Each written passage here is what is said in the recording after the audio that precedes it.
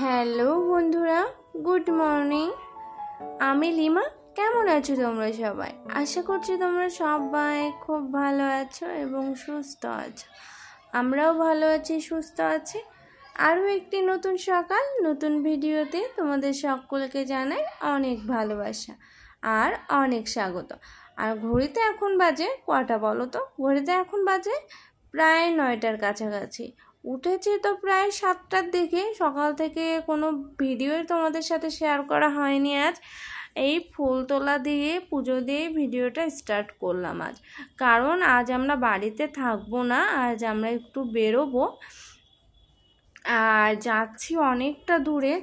যতটা পারবো তোমাদের সাথে শেয়ার করার চেষ্টা করব। হয়তো রোডে থাকাকালীন তোমাদের সাথে একটুকু শেয়ার করতে পারবো না, কারণ আমার তো সেলফি স্টিক নেই। এই জন্য বাইকের উপর বসে ফোনটা ধরে ক্যামেরা করাটা বেশ ঝুঁকিপূর্ণ। কারণ কথা কি জানো তো বন্ধুরা, রক্তের সম্পর্ক থেকেও বেশি আপন সম্পর্ক কোনটা বলো তো? যেটা মানুষের মধ্যে মানুষের ভালোবাসার মাধ্যমে যে সম্পর্কটা তৈরি হয়। আজ যাচ্ছি আমার মায়ের বাড়িতে। আমার জন্মদাত্রী মা নয়, আমার বলতে পারো ভালোবাসার মা, আমার পাতানো মা বলতে পারো, যার কাছে গেলে আমি একটু শান্তি পাই। আমার মায়ের অভাবটা কিছুটা হলেও কমে, যে আমাকে অনেকটা ভালোবাসে, নিজের মেয়ের মতো, নিজের ছেলের বউয়ের মতো। যার মুখে বৌমা ডাকটা শুনলে আমার যেন অনেকটা ভালো লাগে। সেটাই জানো তো, সবাই যখন বলে এটা কি তোমার পাতানো মা, আমি না তখন বলি যে না, পাতানো মা নয়, এটা আমার মা। এটাই আমি বলতে খুব ভালোবাসি জানো। আর এটা হচ্ছে মায়ের বাড়ির সামনেটা, সেটা তোমাদের সাথে একটু শেয়ার করে দিলাম। আর মায়ের বাড়ির পাশেই হচ্ছে নামযজ্ঞ হচ্ছে একটা মন্দিরে, সেখানে চলে এসেছি। বড়মশাই কিছু কেনাকাটা করছে, কেনাকাটা করে আমরা আবার চলে এসেছি মায়ের বাড়ি। একদম সামনেটাই বসে আছি, কারণ মায়ের বাড়িতে না কারেন্ট নেই। কারণ গরমের সময় তো একটু কষ্ট হয়ে যাচ্ছে। আমরা শহরে থাকা মানুষরা একটু গরমটা সহ্য করতে পারি না জানো, গ্রামে এসে একটু কষ্টই হয়ে যায়। আর এই যে মায়ের গাছের কাঁঠাল ধরেছে, মাকে বলেছি জানো যে হচ্ছে তুমি আমাদের বাড়ি যেও, আমরা তো এখন ভাড়া থাকি, নিজের তো বাড়ি নয়। মা না ক্যামেরার সামনে আসতে চায় না, এই জন্যই তোমাদের সাথে আর শেয়ার করা হয়নি। অন্য একদিন শেয়ার করে দেব। বেরিয়েছিলাম হচ্ছে 10:30টার দিকে। যেতে আসতেই ধরো 2 ঘন্টা সময় লেগেছে।